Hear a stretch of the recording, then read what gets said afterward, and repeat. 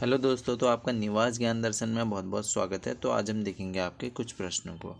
निम्नलिखित में से किस अम्ल को चींटी के काटते समय त्वचा में इंजेक्ट किया जाता है? तो भैया वो जो इंजेक्ट होता है ना, जब चींटी काटती है तो फॉर्मिक अम्ल आपका इंजेक्ट होता है। जैसे आपको लाल चींटी ने काट लिया भैया, ठीक है, मधुमक्खी ने काट लिया, बिच्छू ने काट लिया, तो एक अम्ल आपका इंजेक्ट होता है जिसको हम फॉर्मिक अम्ल कहते हैं। कोई खुजली जैसी होती है और दर्द भी होता है।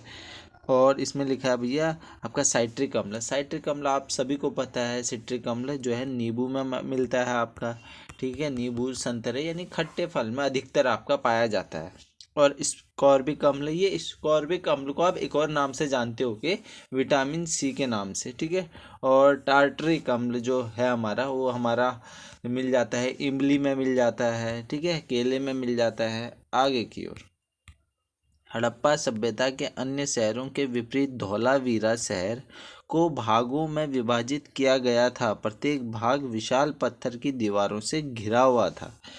तो भैया वो आपका ना 3 भागों में आपका विभाजित था, ठीक है ना। आप 3 भागों में विभाजित था। एक तो आपका गढ़ बोलते थे, एक मध्य बोलते थे, ठीक है ना, यानी मध्य शहर कर लो, गढ़, मध्य शहर और निचले शहर, निचले शहर ऐसे करके आपका विभाजित था। धौलावीरा है कहाँ भैया? आपका गुजरात में है। और आपसे एक प्रश्न जो पूछा गया है वो पूछा गया है कि धौलावीरा किस नदी के तट पर है? तो आप कह देंगे कि वो लूनी नदी के तट पे है आपका, ठीक है। बढ़ते हैं फिर आगे की ओर।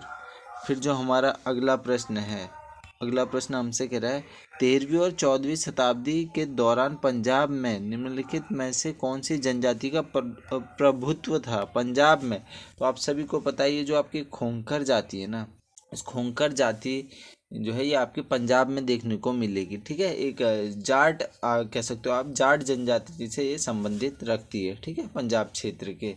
और इसमें देखो भैया गख्खर लिखा है, ये तो पाकिस्तान वाली जनजाति होगी, ठीक है, आपकी पाकिस्तान के पंजाब वाली। ये जंजुआ भी पाकिस्तान वाली जनजाति है। लहंगा, देखो लहंगा और लंघा से आप कंफ्यूज नहीं करेंगे। ये जो लंघा है ये आपकी भारत में मिलती है, ये जनजाति आपको राजस्थान और गुजरात के राज्यों में, ठीक है, मुस्लिम समुदाय से संबंधित है ये जाति आपकी।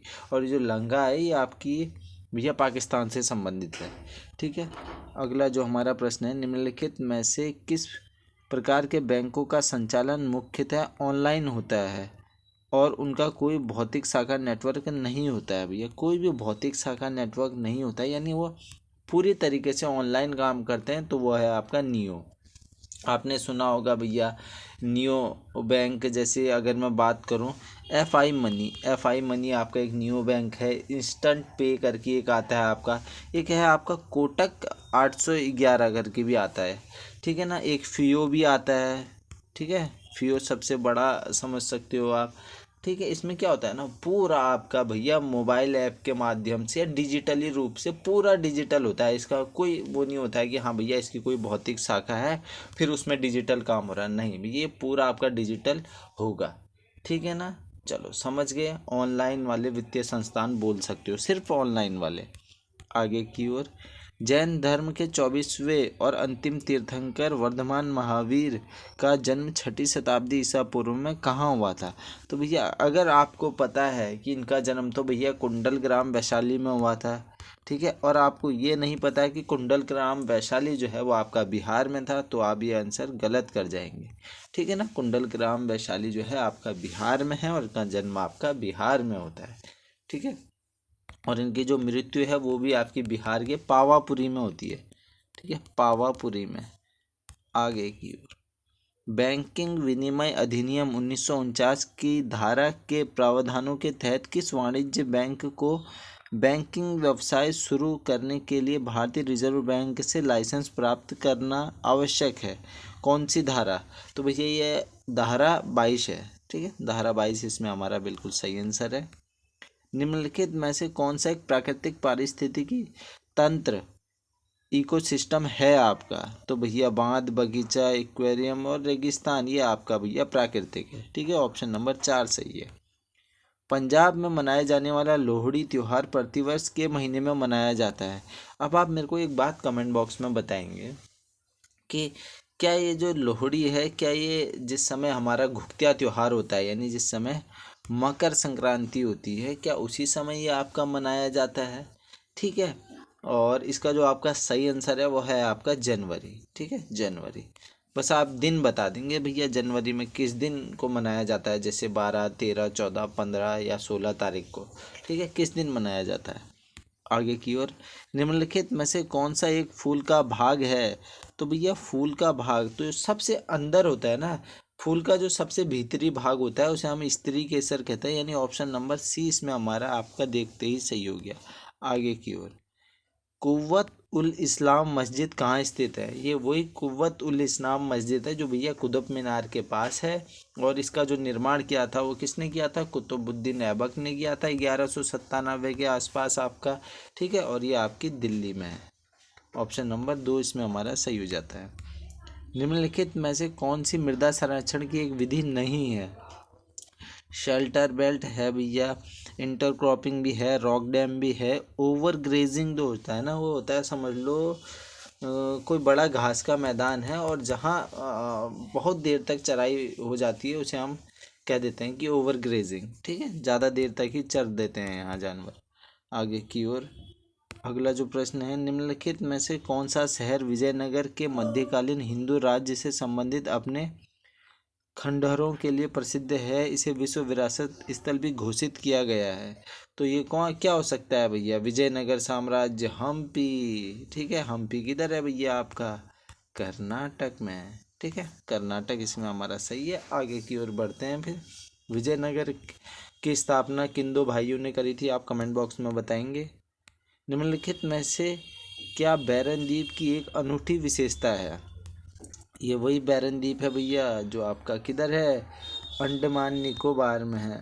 ठीक है, अंडमान और निकोबार में स्थित है बैरन द्वीप आपका, और इसकी जो विशेषता है वह है यहाँ भारत का एकमात्र सक्रिय ज्वालामुखी है। ठीक है, आपसे कई बार यह प्रश्न पूछा जा चुका है, तो इतना भी आप ध्यान में रखेंगे। फिर जो हमारा अगला प्रश्न है वह है, उकाई बांध किस नदी पर स्थित है? उकाई बांध किस नदी पर स्थित है भैया? तो उकाई बांध जो है वो आपका गुजरात में है और ताप्ती नदी के किनारे है। अब आप मुझे कमेंट बॉक्स में ताप्ती से रिलेटेड एक चीज़ बताएंगे, क्या यह आपकी अरब सागर में गिरती है या यह आपकी बंगाल की खाड़ी में गिरती है? ठीक है, कहाँ गिरती है ताप्ती नदी आपकी? ठीक है, मैं आंसर जानना चाहूँगा कमेंट बॉक्स में। अगला प्रश्न है, दिल्ली सल्तनत में सैन्य कमांडरों को सौंपी गई प्रादेशिक इकाइयों को के रूप में जाना जाता था? तो देखो इसमें क्या था ना, ये इल्तुतमिश के समय में एक आई थी आपकी इक्ता प्रणाली। ठीक है, तो इल्तुतमिश ने क्या किया कि भैया ज़मीनों से ना बहुत कम कर आ रहा है, तो उन्होंने एक दिमाग चलाया कि एक इक्ता प्रणाली लॉन्च करी। इसमें क्या था ना, जो भी समझ लो आप कि जो भी सैनिक होगा उसको ना वेतन तो नहीं दिया जाएगा, वेतन के बदले में बोल दिया जाएगा भैया आप 4 खेत रख लो।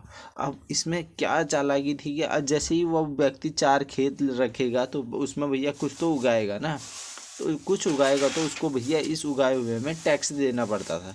ठीक है ना, अब वो टैक्स देगा तो राजा का ही तो टैक्स ज़्यादा कलेक्ट हो रहा है। ठीक है, तो इक्ता प्रणाली भैया इसमें हमारा सही आंसर था। 16वां प्रश्न है, निम्नलिखित में से कौन सा युग्म गलत है आपका? अहोम राजवंश असम में था भैया, सही है। ये आपका वीडियो में भी ये प्रश्न आया था अहोम से रिलेटेड। ठीक है, कहाँ की भैया जाति मिलती है आपको अहोम में? ठीक है, तो अहोम असम में था आपका।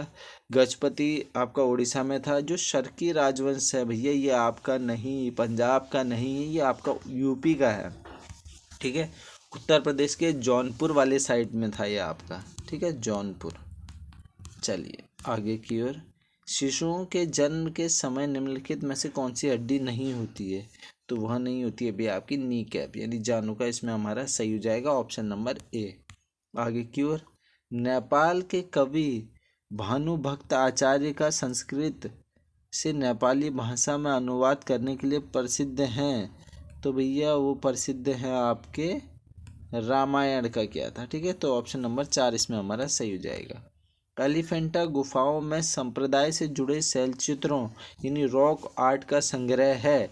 तो भैया एलिफेंटा गुफाओं में ना आपको शिव जी से रिलेटेड चित्र देखने को मिलेंगे। ठीक है, ऑप्शन नंबर 3 इसमें हमारा बिल्कुल ही सही हो जाता है अधिकतर। ठीक है, आगे की ओर, लोकप्रिय नृत्य लाहो किस भारतीय राज्य से संबंधित है? तो जो आपका लाहो है ना, वह आपका भैया मेघालय से संबंधित है। ठीक है, ऑप्शन नंबर 3 इसमें हमारा सही हो जाता है। आगे की ओर, निम्नलिखित में से कौन सा ग्रामीण परिवारों को प्रत्यक्ष ऋण सहायता प्रदान नहीं करता है? आपने यहाँ पे वित्त मंत्रालय देख लिया, तो आप वित्त मंत्रालय वैसे ही सही लगा देंगे भैया, ठीक है ना।